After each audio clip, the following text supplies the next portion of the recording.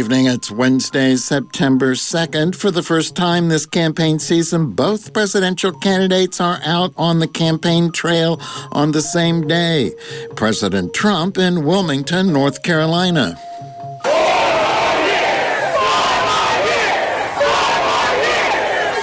Hello, everybody. This is the most important election in the history of our country. Joe Biden in Wilmington, Delaware. Protecting our students, our educators, our communities, getting our schools open safely and effectively. This is a national emergency.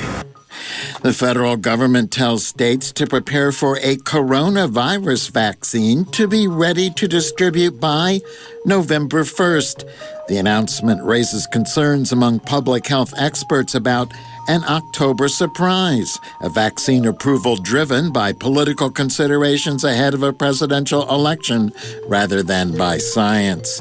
The House Oversight Committee today subpoenas Postmaster General Louis DeJoy for records about the widespread mail delivery delays that have pulled the Postal Service into the political spotlight as it prepares to handle an onslaught of ballots in the November election. The Alameda County District Attorney brings charges against a San Leandro police officer for the shooting death of an African-American man at a Walmart earlier this year. And German authorities determine Russian opposition leader Alexei Navalny the victim of poisoning by the same nerve agent used against other Russian dissidents. From Pacifica Radio, KPFA Berkeley, KPFK Los Angeles, this is the Evening News. I'm Mark Miracle.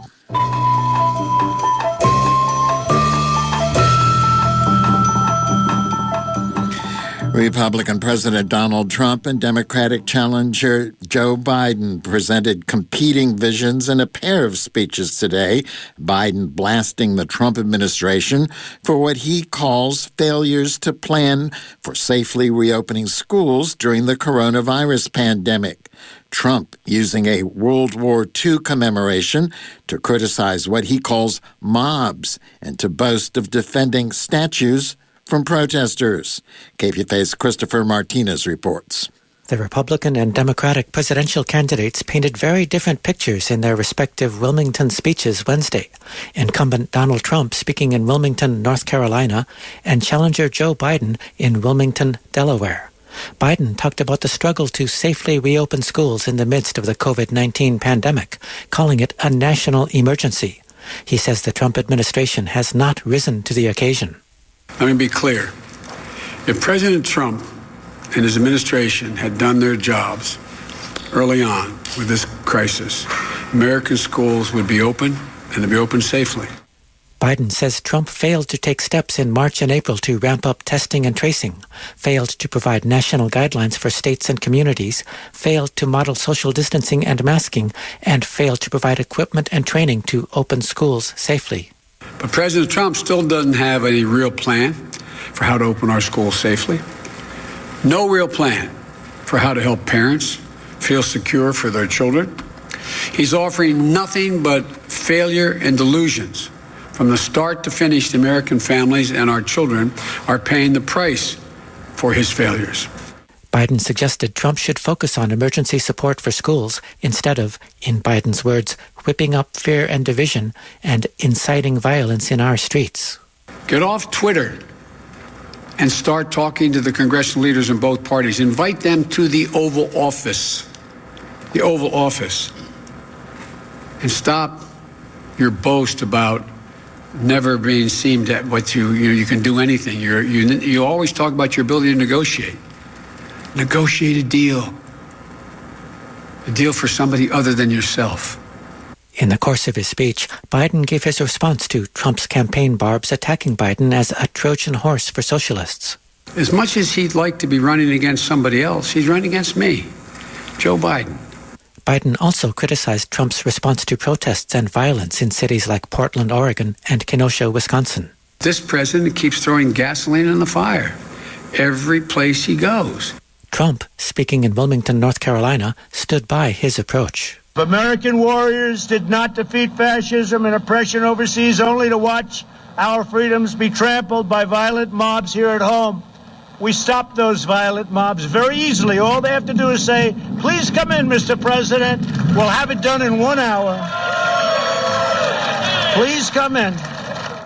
Trump's speech took place at an event commemorating the 75th anniversary of Japan's surrender to the United States in World War II. There's no better place to mark this profound World War II anniversary than right here in Wilmington, North Carolina. The people of this city and this state, and its incredible state, and I want to thank you for being so nice to me. You've been very nice. Very, very nice. Every time we've asked for something, but I've been nice to you also, I have to say that.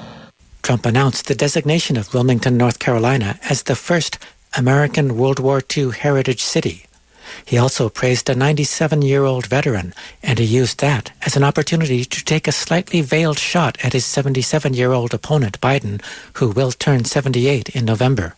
He's 100% sharp. I know a 78-year-old that's not so sharp, and he's 97, and he's 100%, because it has nothing to do with that. 78's young. Depends who's 78, that's all.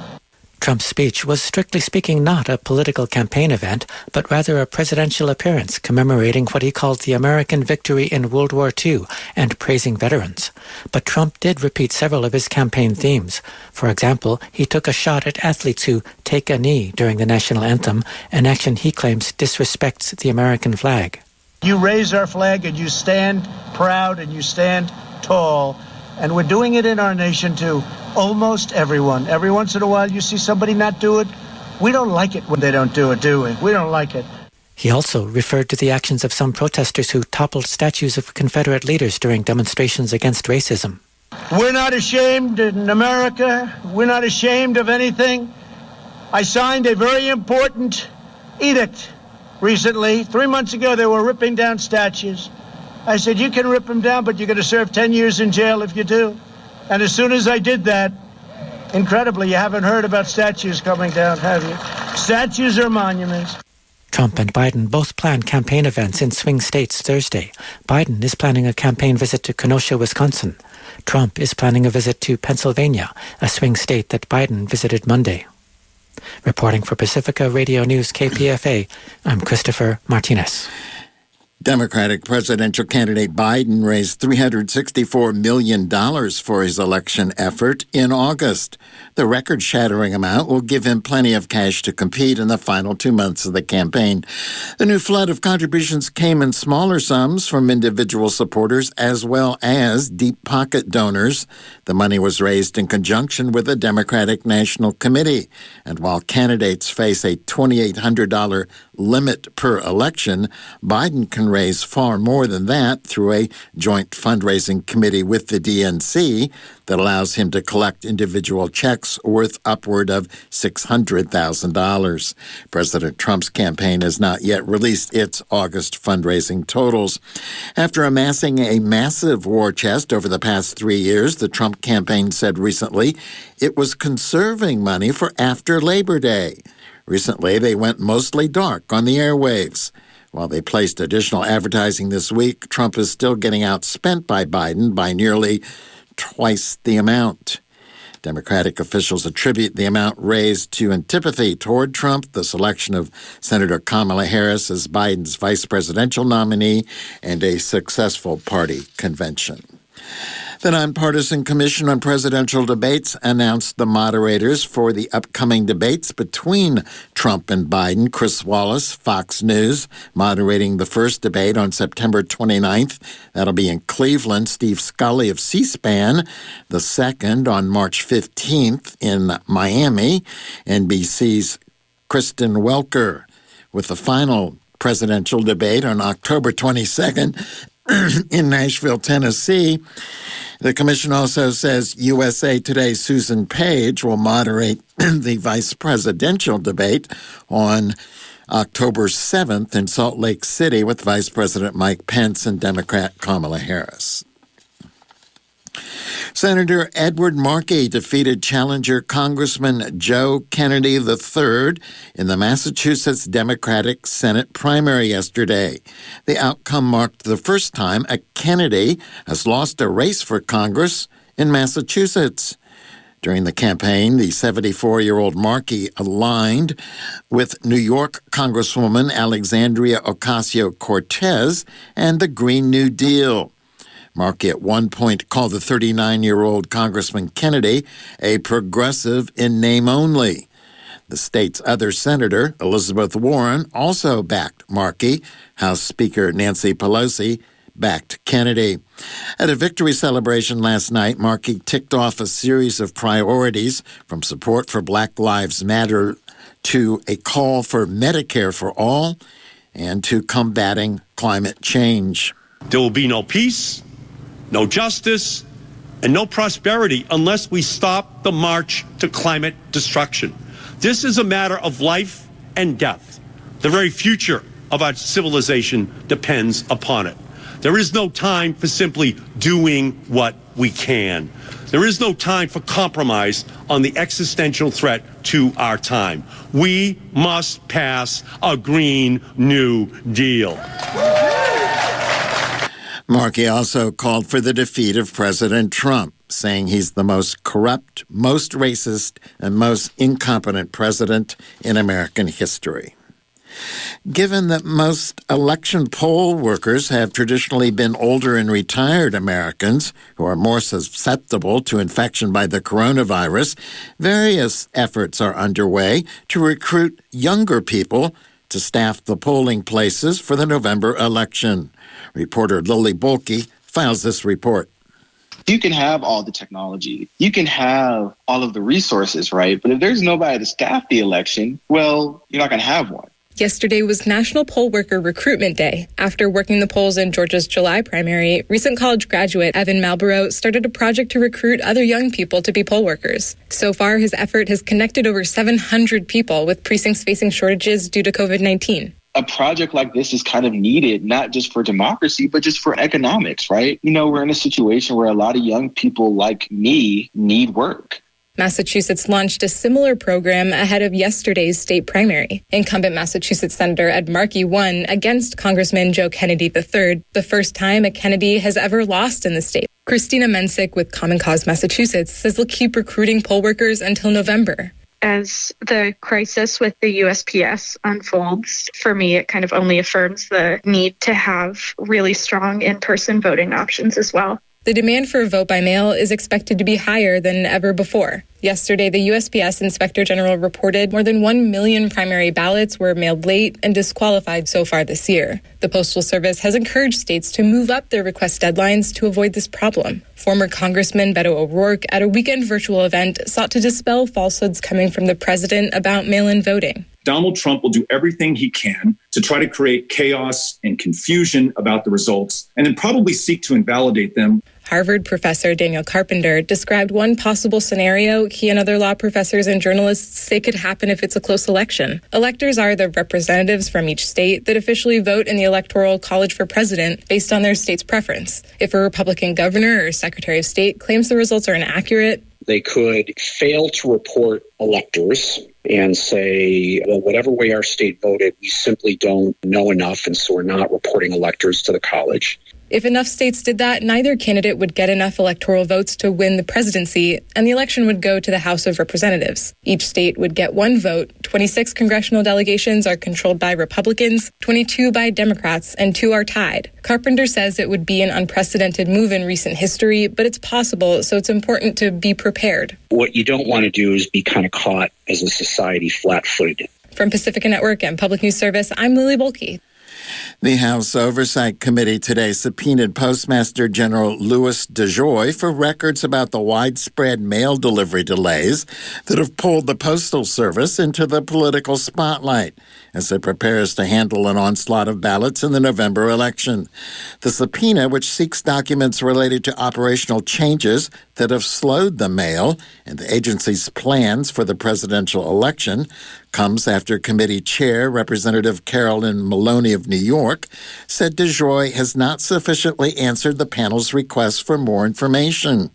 DeJoy, a major donor to the Republicans and President Donald Trump, took over the agency in June after a career in logistics and set in motion a series of policy changes that have delayed mail and sparked concern over the agency's ability or willingness to process mail-in ballots this fall. He's appeared before Congress twice in recent weeks to testify about the removal of the agency's blue collection boxes and mail sorting machines, as well as changes to trucking operations and overtime hours that postal workers say are resulting in delays. Amid a public outcry, DeJoy said he had halted some of the changes until after the election. Democrats have been pushing for increased oversight of the Postal Service following DeJoy's operational changes, and President Trump's baseless claims that mail-in voting will lead to widespread fraud. The president has also admitted that he was withholding emergency money from the Postal Service in order to make it more difficult for the post office to process what's expected to be a record number of mail-in ballots due to the coronavirus pandemic. You're listening to the Evening News on KPFA Berkeley, KPFK Los Angeles, KFCF Fresno, online at kpfa.org. This past weekend, an array of Native American groups came together to stage a 12-hour virtual voter registration drive to increase the Native vote in this year's election. Antonia Gonzalez reports. A coalition of 26 Native groups organized the Radicalize the Vote event, which included a number of speakers, dance and drum groups, individual artists, community leaders, and culture bearers from across the country. Elder and Native advocate Faith Spotted Eagle talked about using voting powers to enhance tribal communities and protect Native ways of life. Spotted Eagle talked about her run for office in South Dakota, which she did not win, but says was still impactful with the registration of 1,600 Native people. We actually had an influence in the county vote.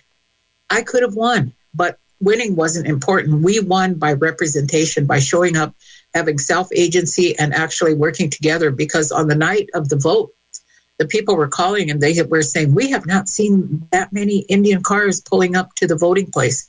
That made me feel like we did win. We did win after all. So we're making our story stronger. We have had so many have-nots, but now is the day that with this self-agency, we're moving to get away with the colonial concept is to erase and replace. So if you do not show up to vote, you have been erased, and another vote is going to replace you. The 12-hour lineup promoted getting out the Native vote in 2020 and also to increase political engagement of Native people for years to come. COVID-19 has added challenges for Native communities, including halting in-person outreach efforts. The Radicalize the Native Vote online campaign includes a portal where users can update their voter information and network with other Indigenous people this election year. I'm Antonia Gonzalez. The Trump administration has issued a directive halting the eviction of certain renters through the end of the year to prevent the spread of the coronavirus.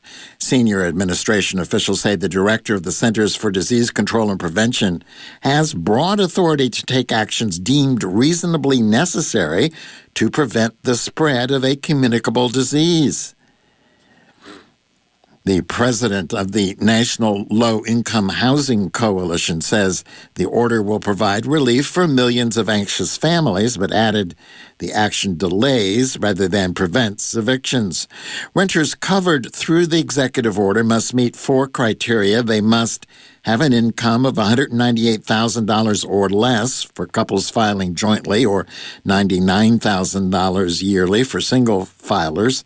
Demonstrate they have sought government assistance to make their rental payments. Affirmatively declare they're unable to pay rent because of COVID-19 hardships, and affirm they are likely to become homeless if they are evicted. Officials said local courts would still resolve disputes between renters and property owners about whether the moratorium applies in a particular case. President Trump has given American employers the option of suspending the so-called payroll tax for the rest of the year. The 6.2% tax on a worker's pay is matched by the employer. It pays for Social Security, so it can also be viewed as the premium payment for Social Security insurance. And while the suspension would immediately give a worker a 6.2% raise, the entire amount deferred for the rest of the year would have to be paid to the IRS by next April 30th by both the worker and the employer.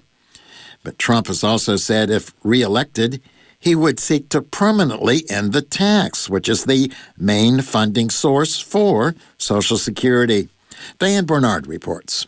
As the Trump administration threatens to reduce the payroll tax that's a primary funding source for Social Security, a new report shows a majority of Americans believe the program is more vital than ever in the pandemic. More than 1 million Virginians receive Social Security benefits, and the AARP report finds 96% of those surveyed call it essential and say it needs to continue. David DiBiase with AARP Virginia says more retirees were already struggling to pay for health care and other basic needs before the COVID-19 crisis, and the pandemic exacerbates that struggle. A lot of people are very sensitive to this kind of economic shock. A recession or a bad economy or even a healthcare experience could wipe them out financially. So it's understandable that this program would be even more valued during a difficult time. In the survey, 99% of Democrats, 93% of Republicans, and 92% of independents said they see Social Security as an important government program. It turned 85 last month and has been the main financial support for many retirees since the Great Depression. About 85% of Virginians rely on Social Security for almost all their income, DiBiase points out, but the report also reveals that nearly 3/4 of Americans are concerned about its future and think it might not provide enough to live on during retirement. They are truly worried about it,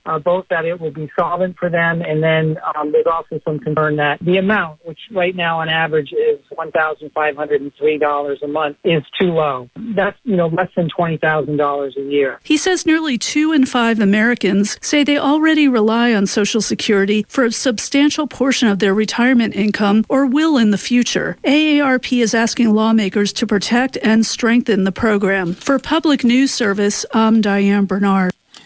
Pressed by Democrats to quickly negotiate a new coronavirus relief package, the Treasury Secretary Steven Mnuchin says the administration does remain willing to work on a bipartisan agreement to help small businesses, the unemployed, children in schools. But Mnuchin said Democratic leaders in Congress are holding it up with hardened positions. At a hearing by the House Select Subcommittee on the Coronavirus Crisis, Mnuchin made the case that the economy's recovery has strengthened in recent weeks, citing improved consumer spending, growth in manufacturing, and a rebounding housing market. He claimed that it's the failure of some states to reopen activity that's holding back the economy.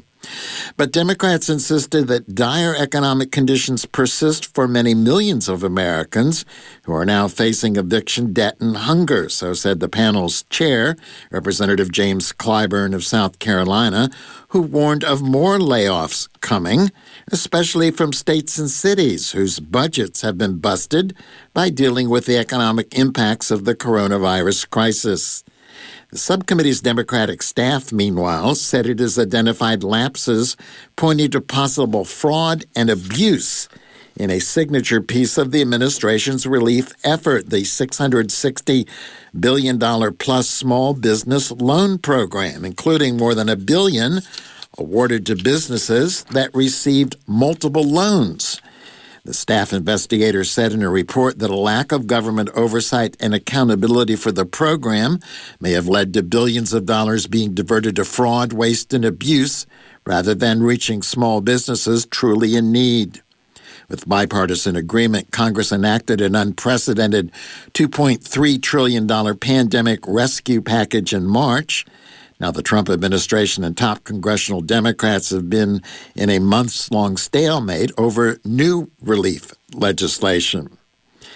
According to the Labor Department, an estimated 27 million people are receiving some form of unemployment benefits. The impasse has left millions of jobless without a $600 a week pandemic bonus unemployment benefit that had helped families stay afloat. Meanwhile, a program to supplement state unemployment benefits by $300 a week, down from the $600, unilaterally initiated by President Trump last month by an executive order, is to soon get underway in California. Trump took $45 billion from disaster relief monies for the Federal Emergency Management Administration to fund his program for states that opt to participate. In California, the State Employment Development Department, or EDD, which administers the state's unemployment insurance program, will also implement the Trump program. KPFA's Brian Edwards-Tiekert spoke with Daniela Urban, Executive Director of the Center for Workers' Rights and Special Counsel for Legal Aid at Work, about how the Trump program will work. This supplement is slightly more restrictive than the Federal CARES Act supplemental benefits. It is available to those both on regular unemployment insurance as well as pandemic unemployment assistance who are receiving at least $100 in weekly benefits payments. So for our PUA claimants, all of those individuals will be eligible because the minimum benefit amount for that is $167 a week. Everyone who is on unemployment benefits right now, it's not as previously under the CARES Act, everybody got the supplement. However, under the lost wages assistance, it is only those who lost their employment due to COVID-19. So if you were previously unemployed and still looking for work when the pandemic hit, you won't be eligible for this extra $300 supplement.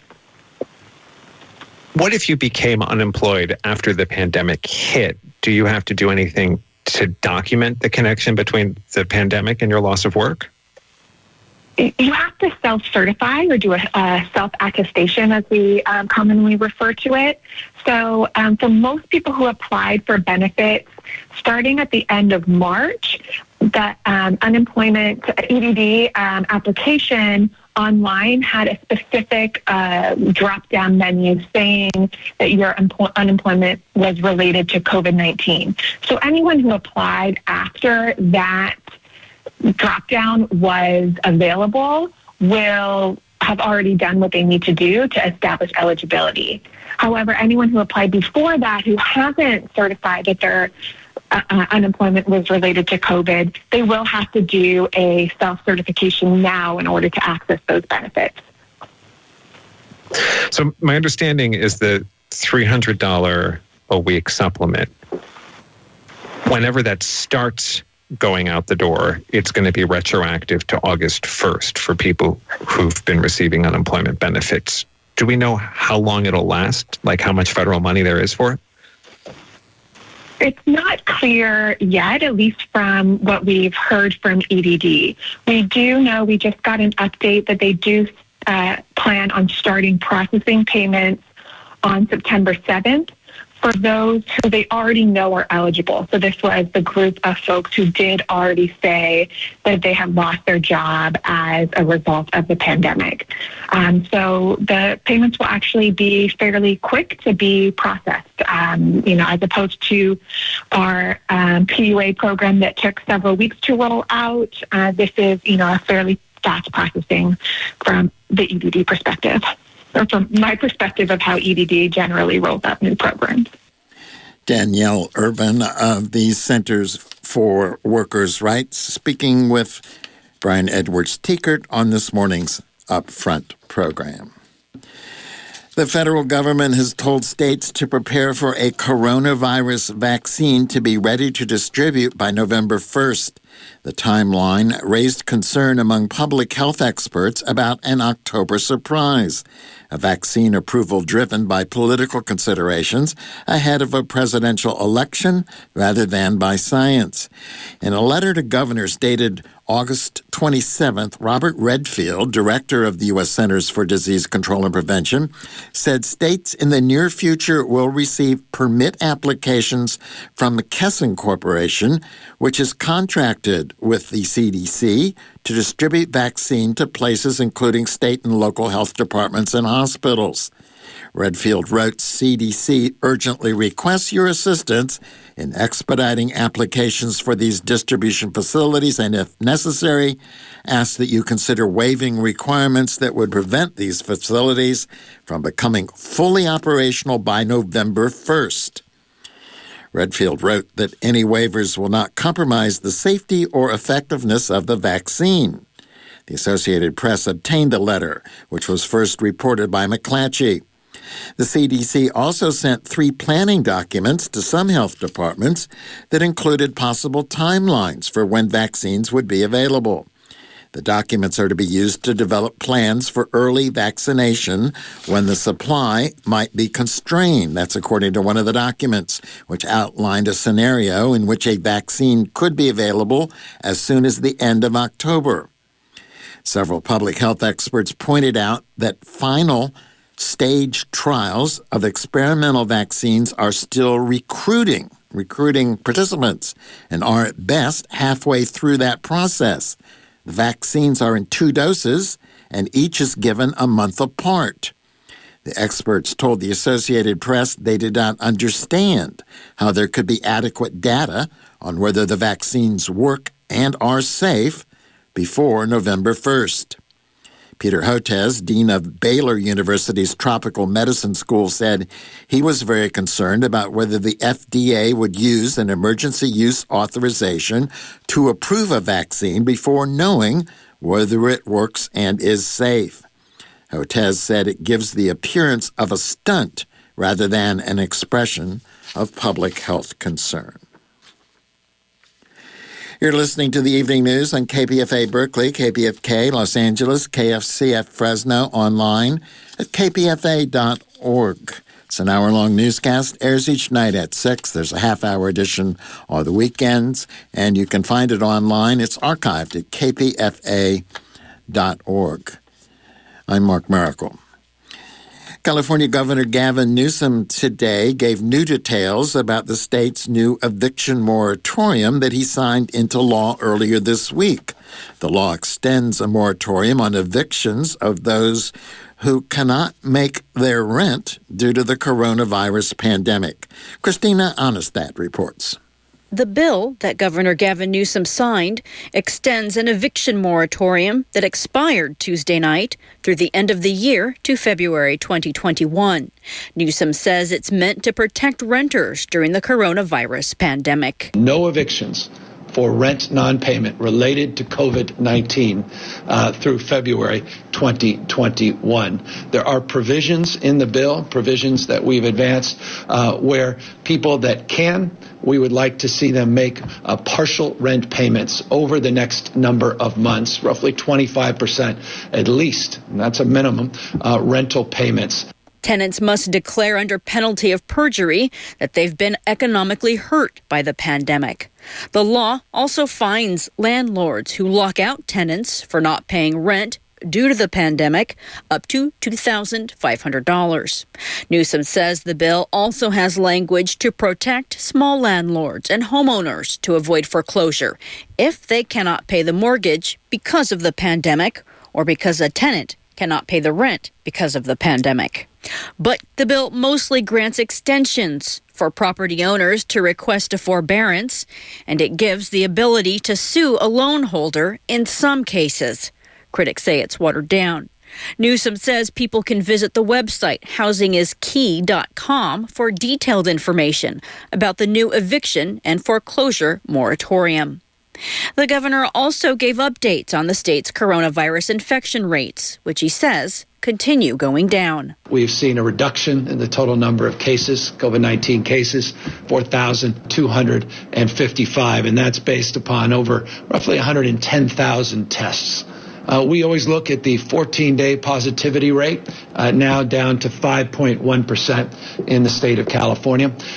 Interestingly, and I think importantly, the 7-day positivity is at 4.4%. We've seen a reduction in hospitalizations and ICUs, tracking roughly equivalently, 23% decline.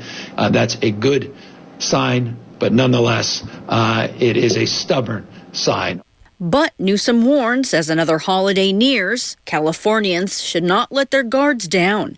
He says that's what happened around the 4th of July after he loosened restrictions, and it led to a spike in coronavirus infections and unnecessary deaths. People said, well, looks like we're out of the woods. Looks like we've tamed this transmission and we can go back, even with modest modifications to the way things were. That absolutely, we must learn from that example, and that's why it's more important than ever to be vigilant as we work through the next few months, work through this flu season, what we call this twindemic, the COVID-19 now meeting flu season, and work through this invariable second wave as we get closer to these vaccines and the high-quality therapeutics that ultimately we will have. In all, California now has more than 712,000 coronavirus infections. More than 13,000 people have died from the virus. That includes 145 new deaths in the last 24 hours. I'm Christina Onnested, reporting for KPFA. With the Labor Day weekend coming up, San Francisco Mayor London Breed is urging people not to use the occasion to get together with family members and friends whom they haven't seen for a long time and risk spreading the coronavirus. Labor Day weekend is coming up. I know everybody is thinking, well, this is a time I miss my family. It's been 6 months. Here's an opportunity for us to get together. That is highly discouraged.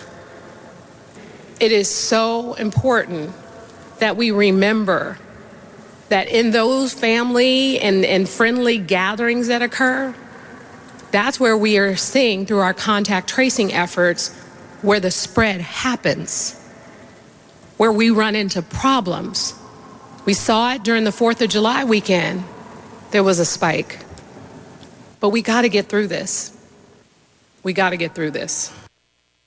Breed said through contact tracing efforts, city officials know that family and friend get-togethers often lead to a spread of the disease.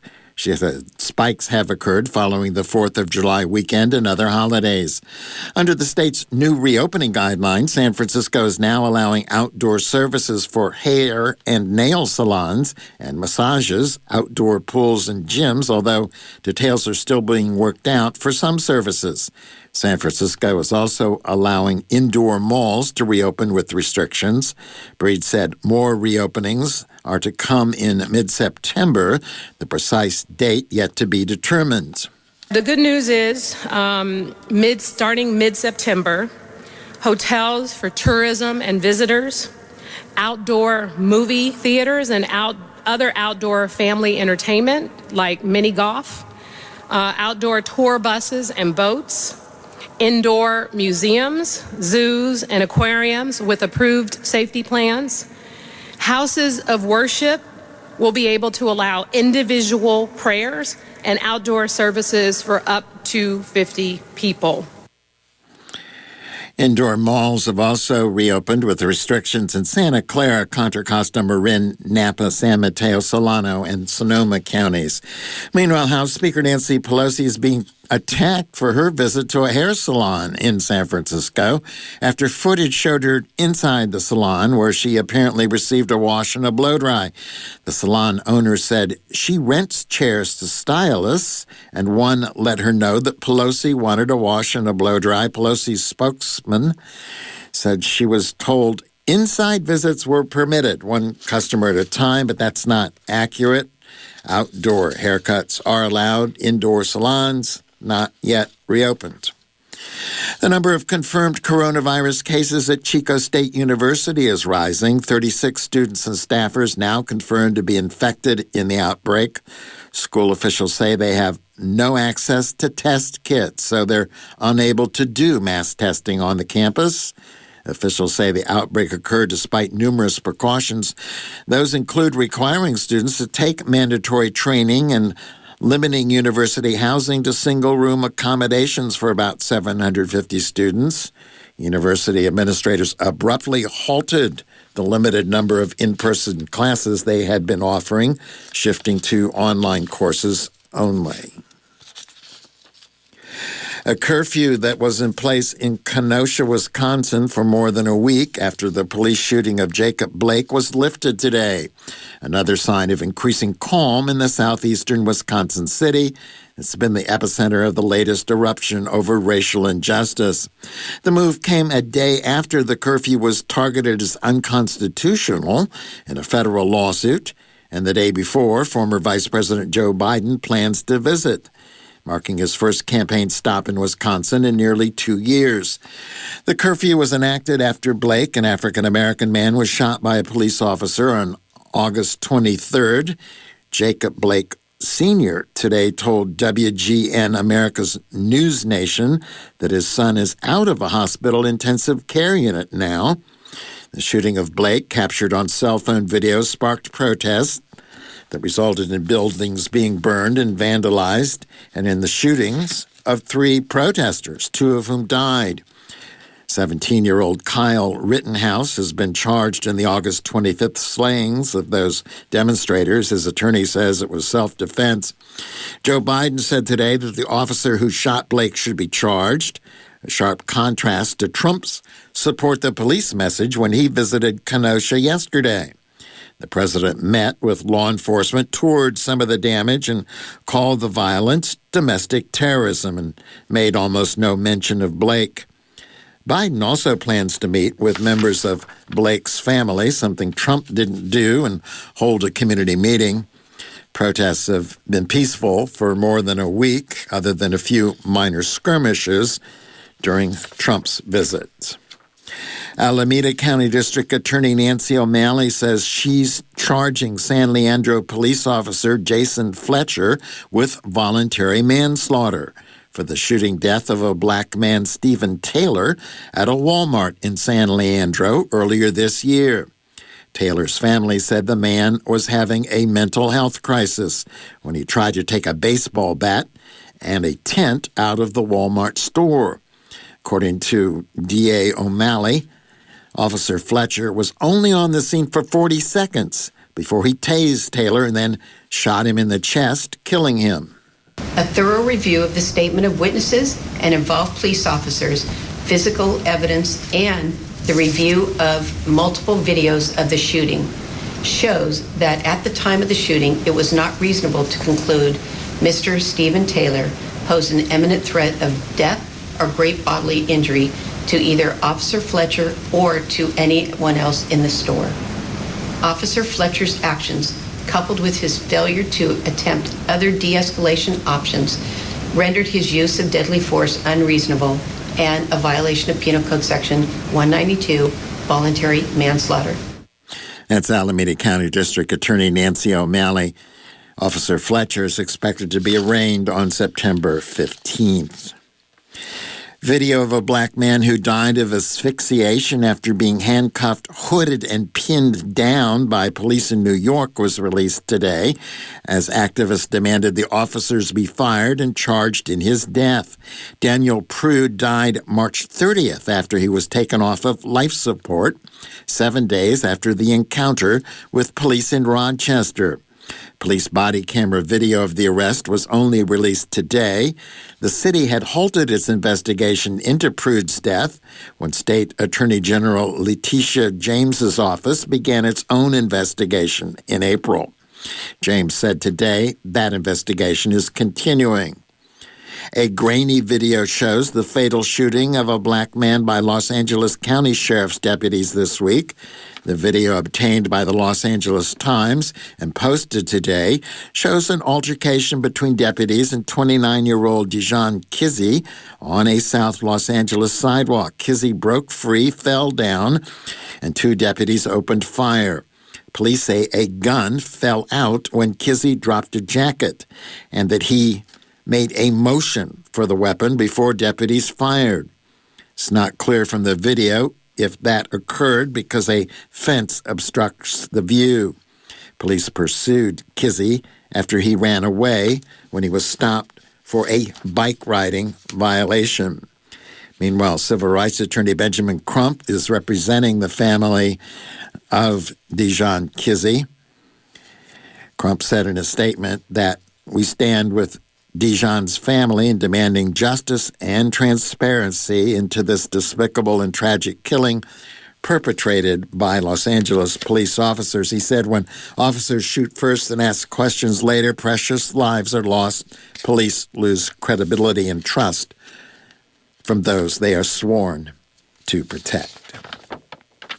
You're listening to KPFA in Berkeley, KPFK in Los Angeles, KFCF Fresno, online at kpfa.org.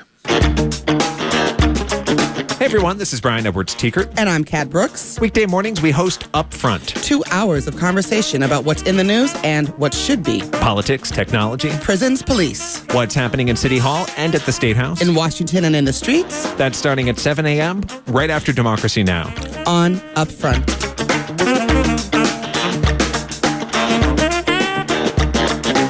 Two Cuts Newsom. Governor Gavin Newsom is mourning the loss of an Oregon firefighter who died while battling a blaze in the Mendocino National Forest. Another firefighter was injured there. Over 900 fires that have sparked just in the last few weeks in the state of California. Close to 16,000 firefighters currently out on the lines, 15,600 or so out in the lines working these fires. We've been on the phone with governors from all over the country. We now have 93 engines from 8+ states and National Guard support from additional states.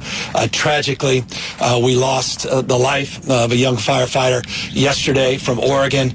Our heart goes out to loss of a firefighter and others that were injured on that rig. And it just reinforces how dangerous this work is and how heroic those men and women are that are out there on the lines. Newsom traveled to Big Basin State Park, the first one to be established in California, to meet with local officials. They stood under giant redwoods, some of which were damaged in the blaze. Santa Cruz State Park Superintendent Charles Spower says the park will stay closed for at least a year, as they expect some of the standing giant trees to fall this winter. He choked up and called the damage heartbreaking. My heart really does break. Not only for my staff, who have given everything to get through this, but for the people that I know, how much this means to them. The memories here, the generational commitment that people bring their families here year after year. I mean, I've seen people come here and literally break down when the first time they've been here. It's so incredible to them. The CZU fire in Santa Cruz has grown to 85,000 acres. It's now 46% contained. The SCU fire in Santa Clara, Alameda, Contra Costa, and 4 other counties has grown to more than 390,000 acres. It's 72% contained. To the north, the LNU fire, Sonoma, Solano, Napa, and Lake counties is more than 375,000 acres. It's now 76% contained. The German government said today tests have shown proof without doubt that Russian opposition leader Alexei Navalny was poisoned with the Soviet-era nerve agent Novichok. Navalny is one of Russian President Vladimir Putin's fiercest critics. He fell into a coma on a flight back to Moscow from Siberia on August 20th. German doctors treating Navalny at a Berlin hospital last week said there were indications that Navalny had been poisoned. Navalny remains in a coma in the hospital. Lucy Taylor reports from Moscow. The German government has left no room for doubt. It says it's found unequivocal evidence that Alexei Navalny was poisoned with Novichok. Germany says it will now discuss an appropriate response to the poisoning with its partners in the EU and NATO, which could mean more economic sanctions against Russia. Lucy Taylor in Moscow. The Khmer Rouge's chief jailer, known as Doiku, admitted overseeing the torture and killings of as many as 16,000 Cambodians while running the regime's most notorious prison, has died at the age of 77. Doik had been serving a life prison term for war crimes and crimes against humanity. His trial took place in 2009. He was the first senior Khmer Rouge figure to face the United Nations-backed tribunal that had been assembled to deliver justice for the Khmer Rouge's brutal rule in the late 1970s, which is blamed for the deaths of 1.7 million people, a quarter of Cambodia's population at the time. As commander of the top secret Tuol Sleng prison, Duc was one of the few ex-Khmer Rouge who acknowledged even partial responsibility for his actions. And his trial included his own wrenchingly graphic testimony of how people were tortured at the prison. The site in Phnom Penh, which had been a secondary school before the Khmer Rouge came to power, is now a museum with stunning evidence of the cruelty with which the Khmer Rouge persecuted even its own members they accused of disloyalty. Yok Sang is the director of the Documentation Center of Cambodia, which conducts research on the Khmer Rouge regime. She told Al Jazeera there's been no justice for those who were tortured and killed in Cambodia. There is no closure to the mass crimes committed by the Khmer Rouge. Duc's death today or yesterday is just another reminder of justice denied. But we must remember that Duc was a small fry. He was not one of the senior leaders of the Khmer Rouge. He was a director of one of 200 prisons established by the Khmer Rouge. And I was in a prison where 30,000 were killed, including my mother. The tribunal since Duc's trial has convicted two top echelon Khmer Rouge leaders, while two other defendants died before their trials could be completed. The other, whose appeal is under consideration, the former head of state, almost certainly will be the last one to face trial due to the Cambodian government's opposition to any more prosecutions.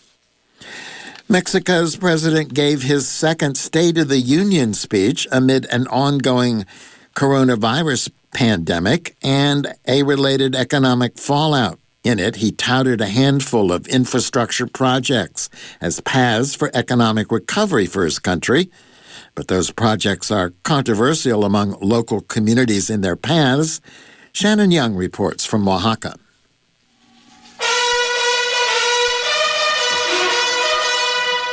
A military brass band opened today's State of the Union ceremony in Mexico City. In the speech, President Andrés Manuel López Obrador acknowledged current public health and economic challenges while striking an optimistic tone about recovery. Vamos viento en popa en la construcción del aeropuerto. He specifically mentioned 4 large-scale infrastructure projects he says will create 150,000 jobs this year. They are the so-called Mayan Train, a new Mexico City International Airport, a massive refinery, and a rail corridor across Mexico's narrow Isthmus of Tehuantepec. These projects are the subject of domestic legal challenges, as well as a complaint presented last month to the Inter-American Commission on Human Rights. En su conjunto, todos estos proyectos tienen un impacto. Carlos Gonzalez, an attorney who worked on the briefs, says, taken together, these projects have a tremendous impact on the populations that inhabit the regions and on the environment. Meanwhile, they benefit powerful financial interests, starting with the companies awarded lucrative construction contracts. These include companies owned by some of Mexico's richest men, as well as multinational corporations and the BlackRock Investment Management Group. Gonzalez calls the Trans-Isthmus Corridor the hinge between the projects in the south and those closer to Mexico City.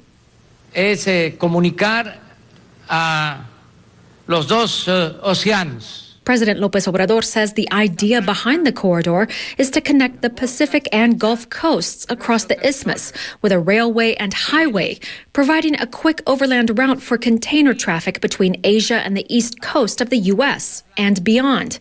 The corridor also calls for the construction of 10 industrial parks that will have the same kind of free trade zone tax breaks as maquiladoras along the U.S.-Mexico border. López Obrador says the industrial zones will bring permanent jobs to the area and prevent people from migrating.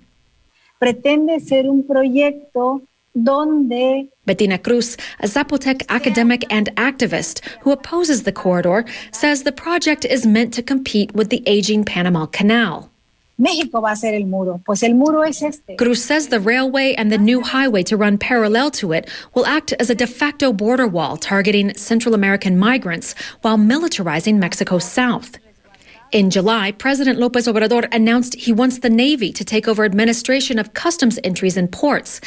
This would militarize ports on both ends of the Trans-Isthmus corridor. The armed forces are also leading construction of the new international airport outside Mexico City, which will be located on a former Air Force base and will continue to be used for military aviation purposes in addition to civilian air traffic. The Secretariat of National Defense is also building the final stretches of the Mayan train through a remote area of the Yucatan Peninsula. The project calls for a train circuit to link the ritzy resorts of the Cancun area with the more remote archaeological zones and protected biospheres of the Mayan heartland. Me parece que la militarización de esta última parte es sumamente grave. Mayan writer and opponent of the train circuit, Pedro Ucbe, says the stretch of the project that's been militarized is particularly remote and runs through an area where opposition to it is strong. He says putting the military in charge of it comes off as a message sent from the executive branch to inhibit any form of criticism or active protest. Indeed, the Office of the President has already fired a metaphorical warning shot at organizations involved in legal challenges to the Mayan train or perceived opponents of the project. The president's press secretary, Jesus Ramirez Cuevas, recently accused a group of NGOs and an independent media outlet of receiving grants from U.S.-based foundations for the purpose of opposing the president's signature megaproject. The groups deny the funding is linked to taking a position on the Mayan train and say the accusation was meant to stigmatize and intimidate them.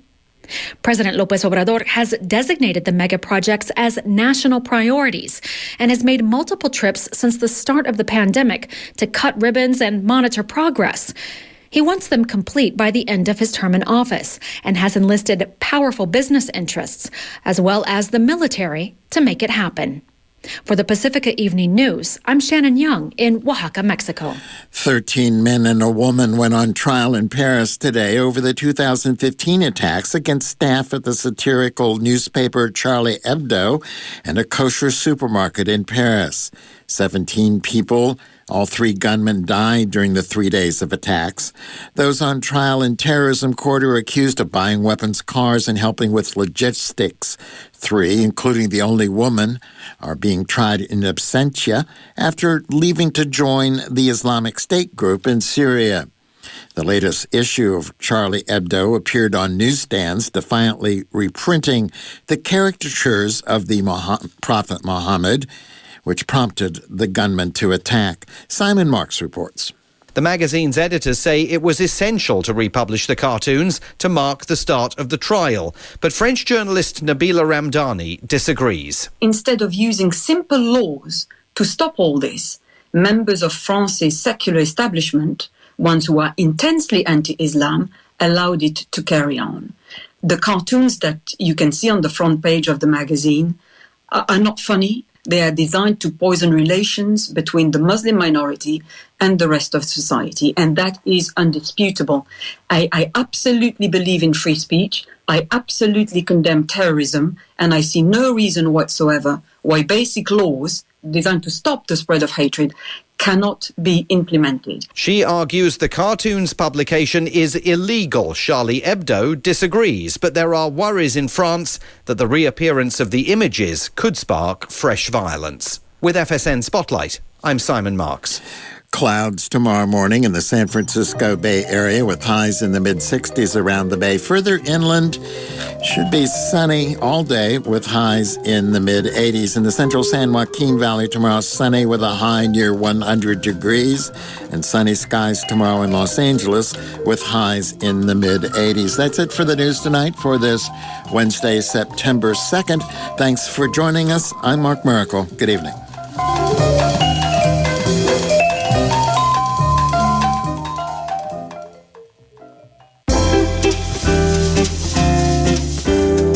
This is a community announcement for September 2020. Help is always available on San Francisco Suicide Prevention's crisis hotline at 415-781-0500. The National Suicide Prevention Lifeline is 1-800-273-8255. For more information, visit sfsuicide.org or suicidepreventionlifeline.org. This COVID Coping Community Calendar is produced by the First Voice Apprenticeship Program. Please send your listing for consideration to KPFA at 1929 Martin Luther King Jr. Way, Berkeley 94704, or email calendar@kpfa.org. To hear this calendar again, call 510-848-6767 extension 621, or view it online at kpfa.org.